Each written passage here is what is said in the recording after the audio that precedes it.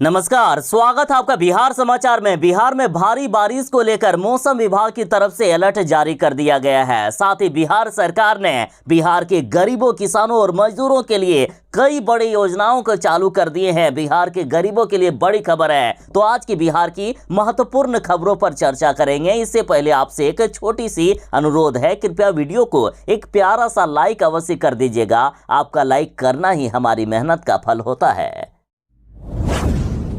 बारिश का अकाल पड़े बिहार के लिए सबसे बड़ी खबर आ गई है। बिहार में आज से अगले 5 दिनों तक भारी बारिश होने वाली है। बिहार में एक बार फिर से सक्रिय हो गया है मानसून। अगले 5 दिनों तक बिहार में झमाझम बारिश को लेकर मौसम विभाग ने अलर्ट जारी कर दिया। देखिए, आईएमडी पटना के पूर्वानुमान के मुताबिक अगले 5 दिन मानसून की द्रोणी रेखा बिहार के काफी करीब से गुजर रही है, जिसके कारण बिहार में भारी बारिश होने वाली है। देखिए, आज बिहार के इन 12 जिलों में भारी बारिश हो सकती है, जो कि हैं सुपौल, अररिया, किशनगंज, मधेपुरा, सहरसा, पूर्णिया, कटिहार, बक्सर, भोजपुर, रोहतास, भभुआ, औरंगाबाद और अरवल।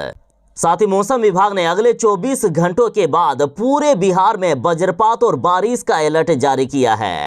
अगले 24 घंटों में इन जिलों में भारी बारिश होने वाली है, जो कि है पूर्वी चंपारण, पश्चिमी चंपारण, सिवान, सारण, गोपालगंज, सुपौल, अररिया, किशनगंज, सहरसा, पूर्णिया, सीतामढ़ी, मधुबनी, मुजफ्फरपुर, दरभंगा, वैशाली, शिवहर, समस्तीपुर, भागलपुर, बांका, मुंगेर, खगड़िया, जमुई, पटना, गया, नालंदा, शेखपुरा, नवादा, बेगूसराय, लखीसराय और जहानाबाद। अब बिहार वालों की मुश्किलें खत्म होने वाली है। बिहार में मानसून सक्रिय हो गया है। अब किसानों के खेतों में भी पानी लगेगा। साथ ही गर्मी से भी पूरी तरह से राहत मिल सकती है। मुख्यमंत्री नीतीश कुमार जी ने बिहार के ग्रामीण युवाओं के लिए बड़ा ऐलान कर दिया है। अब बिहार सरकार बिहार के ग्रामीण युवाओं को रोजगार देगी। बिहार के गांव के युवा बनेंगे अब ट्रांसपोर्टर। देखिए, गांव के वैसे युवा जो वाहन चलाना जानते हैं और फिर भी यदि उन्हें रोजगार नहीं मिल पा रहा है तो सरकार उन्हें रोजगार देगी। बस उन्हें करना यह है कि गांव से लेकर शहरों तक अपनी गाड़ियां चलाएंगे। और इस योजना से अगले साल तक लगभग 3000 से भी अधिक युवाओं को सहायता देने का लक्ष्य निर्धारित कर दिया गया है। यदि ऐसे युवाओं के पास पहले से गाड़ी है तो वे अपनी गाड़ी को चलाएंगे। जिनके पास गाड़ी नहीं है तो सरकार उन्हें गाड़ी खरीदने के लिए भी पैसा देगी। दरअसल परिवहन विभाग ने मुख्यमंत्री ग्राम परिवहन योजना के तहत युवाओं को वाहनों की खरीद पर भारी भरकम सहायता देने का ऐलान किया है, जिसके तहत प्रत्येक पंचायत में 7 लाभुकों को वाहन खरीद पर अनुदान की राशि दी जाएगी और अधिकतम उन्हें 1 लाख रुपया तक का अनुदान की राशि मिल सकता है। अब रही बात कि बाकी के पैसे कहां से आएंगे, तो देखिए, यदि वाहन खरीदने के लिए उस व्यक्ति ने किसी संस्था से ऋण लिया है तो सरकार उस संस्था को भी अपने खर्चे पर लोन की राशि भरेगी। और साथ ही प्रत्येक प्रखंड में अधिकतम 2 लोगों को एम्बुलेंस की खरीद पर भी अनुदान दिया जाएगा। अधिकतम 2 लाख रुपए का अनुदान दिया जा सकता है। बस करना यह है कि आपको गांव से लेकर शहर तक अपनी गाड़ी दौड़ानी है। सवारी मिले फिर भी ठीक है, नहीं मिले फिर भी सरकार की तरफ से मदद मिलेगा। बिहार वालों के लिए बड़ी खबर सामने आ गई है। देखिए, बिहार में जो सरकारी नौकरी की तलाश कर रहे हैं उनके लिए सुनहरा मौका। बिहार में 2578 से भी अधिक शिक्षा सेवकों की बम्पर बहाली होने वाली है। देखिए, बिहार के शिक्षा विभाग के द्वारा अक्षर आंचल योजना के तहत 2578 शिक्षा सेवकों की बहाली हो रही है। शिक्षा विभाग के अपर मुख्य सचिव के पाठक ने प्रदेश के सभी डीएम को इस संदर्भ में पत्र भी लिख दिया है। दरअसल ये बहाली जिला अधिकारी की देखरेख में होगी और इसके लिए 19 अगस्त से लेकर 4 सितंबर तक आवेदन लिए जाएंगे। देखिए, 19 अगस्त तक नियोजन के लिए एनआईसी की वेबसाइट तथा प्रखंड के सार्वजनिक स्थलों पर नोटिस चिपकाकर जानकारी दी जाएगी। 4 सितंबर तक आवेदन लिए जाएंगे। 9 सितंबर तक मेधा अंक की गणना की जाएगी। 16 सितंबर तक आपत्तियां ली जाएगी और 19 सितंबर तक आपत्ति का निराकरण किया जाएगा। इसके बाद अन्य सभी प्रक्रियाएं पूरी करते हुए 31 अक्टूबर तक चयनित शिक्षा सेवकों की सूची जारी कर दी जाएगी। बिहार के किसानों के लिए बड़ी खबर सामने आ रही है। बिहार को इस बार भी सूखा प्रदेश घोषित किया जा सकता है और यदि सूखा प्रदेश घोषित हो गया तो इस बार भी बिहार के किसानों को 3500 रुपए करके मिल सकते हैं। बिहार के किसानों का हाल बेहाल है। बिहार में बारिश नहीं होने की वजह से किसानों के खेतों में दरारें पड़ गई है। मुंगेर व बांका सहित बिहार के 9 जिलों में स्थिति सबसे ज्यादा खराब है। कोसी के बाढ़ वाले इलाके में जहां अभी बाढ़ आना चाहिए वहां धूल उड़ रही है। ना बारिश, ना बादल, ना नहरों में पानी, सूखने लगे हैं खेतों में धान के बिचड़े, चापाकल सूख गए हैं, नलकूपों से पानी नहीं आ रहा है, तालाबें सूख गई है। तो इधर मीडिया से बात करते हुए बिहार के कृषि मंत्री जी ने कहा है कि 15 अगस्त तक यदि बारिश ठीक से नहीं हुई और धान की रोपनी नहीं हो पाई तो हम बिहार को सूखा प्रदेश घोषित कर देंगे।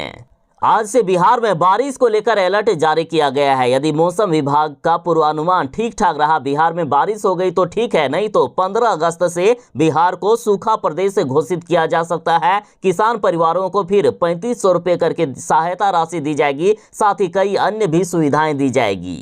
अभी फिलहाल बिहार के किसानों को डीजल अनुदान दिया जा रहा है। जितनी जल्दी आवेदन करेंगे किसान, सरकार उतनी ही जल्दी किसानों के खाते में डीजल अनुदान के पैसे भेज देगी। डीजल अनुदान के लिए 150 करोड़ रुपए जारी कर दिए गए हैं। साथ ही किसानों को 12 घंटे बिजली देने का प्रावधान किया गया है। मात्र 75 पैसे प्रति यूनिट के हिसाब से बिजली दिया जा रहा है। साथ ही किसानों को फसल सहायता योजना के तहत फसल क्षति मुआवजा दिया जाएगा। किसानों की यदि उपज कम हुई है, किसानों को नुकसान हुआ है तो प्रति किसान 20-20 हजार रुपए तक दिया जा सकता है। आखिर मुख्यमंत्री नीतीश कुमार जी को इस बात की समझ हो ही गई कि बिहार के कई गरीब ऐसे हैं जो मजबूरी में शराब का धंधा करते हैं। देखिए, बिहार में शराबबंदी है, यहाँ शराब बनाना या बेचना गैर कानूनी है, फिर भी लोग शराब का धंधा करते हैं, शराब बनाने का काम करते हैं। कई लोगों की मजबूरी होती है, उनके सामने कोई दूसरा रोजगार नहीं है, ना ही खेती बाड़ी है और ना ही पैसे हैं, ना ही पूंजी है कि कोई दूसरा रोजगार कर सके। अतः सरकार ने इनकी मजबूरी को समझते हुए ये फैसला किया कि शराब के धंधे से बचाने के लिए इन्हें अब रोजगार दिया जाएगा। इससे पहले मुख्यमंत्री नीतीश कुमार जी ने बम्पर स्कीम दिए थे कि शराब छोड़िए और 1 लाख लेकर जाइए।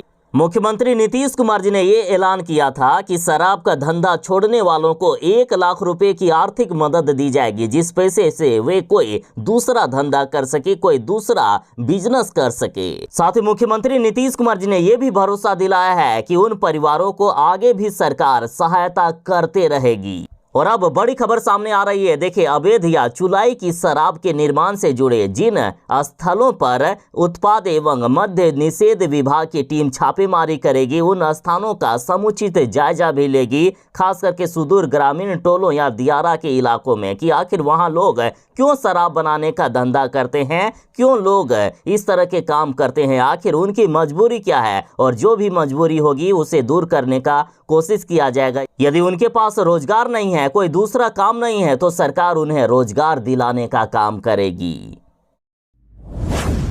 बिहार के पशुपालकों के लिए बड़ी खबर है। देखिए, यदि पशुपालकों के पशु की मृत्यु किसी बाढ़ के कारण या कोई आपदा के कारण हो जाती है तो पशुपालकों को बिहार सरकार पैसे देगी। सरकार से अनुदान की राशि प्राप्त करने के लिए आपको ऑनलाइन आवेदन करना होगा। सबसे पहले आप ये जान लीजिए कि कौन सी पशु की मृत्यु के लिए कितने पैसे मिलेंगे।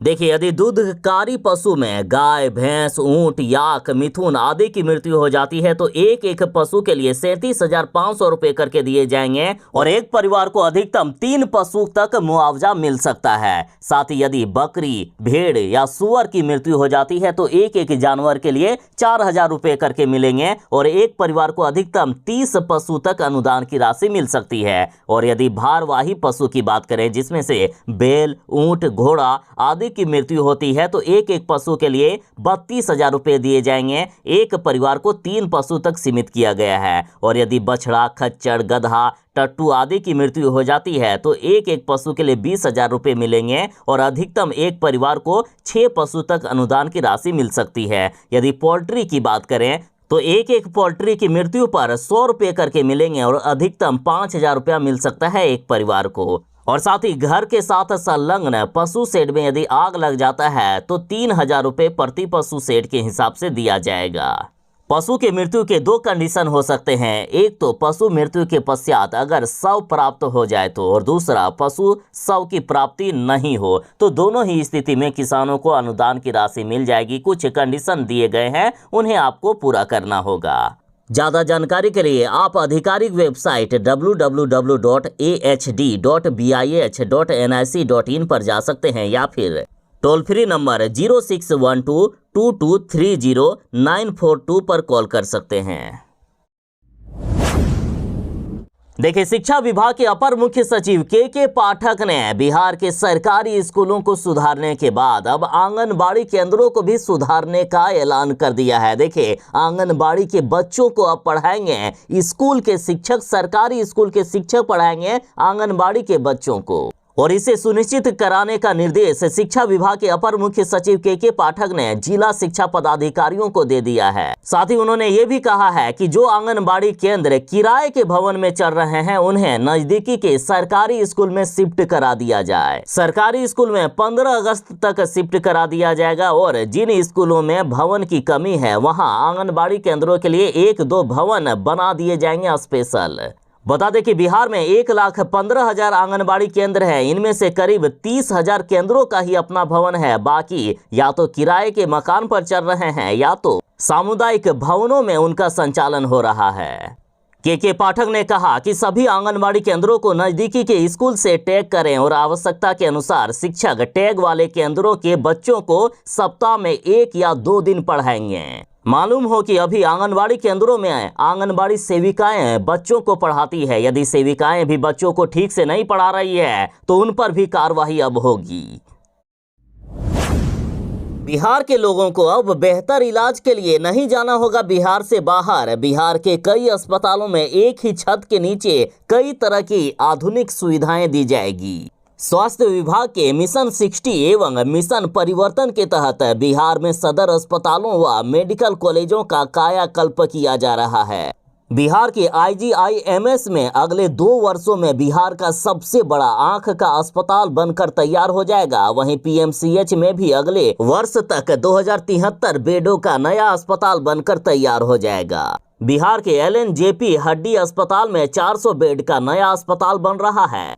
LNJP देश का दूसरा व बिहार का सबसे बड़ा हड्डी अस्पताल होगा। PMCH की बात करें तो PMCH में बन रहा है 2073 बेड का नया अस्पताल। प्रदेश का सबसे बड़ा अस्पताल PMCH जो जल्द ही विश्व का दूसरा सबसे बड़ा अस्पताल बन रहा है। निर्माण कार्य पूरा होने के बाद ये अस्पताल 5462 बेड का बन जाएगा। IGIMS में बन रहा है बिहार का सबसे बड़ा आंख का अस्पताल। इस भवन में 7 ऑपरेशन थिएटर होंगे, जिसमें एक इमरजेंसी के लिए भी होगा। इस अस्पताल में सभी तरह के इलाज के लिए 32 से अधिक सुपर स्पेशलिटी एवं स्पेशलिटी के डॉक्टर भी होंगे। मरीजों के लिए करीब 175 बेड होंगे।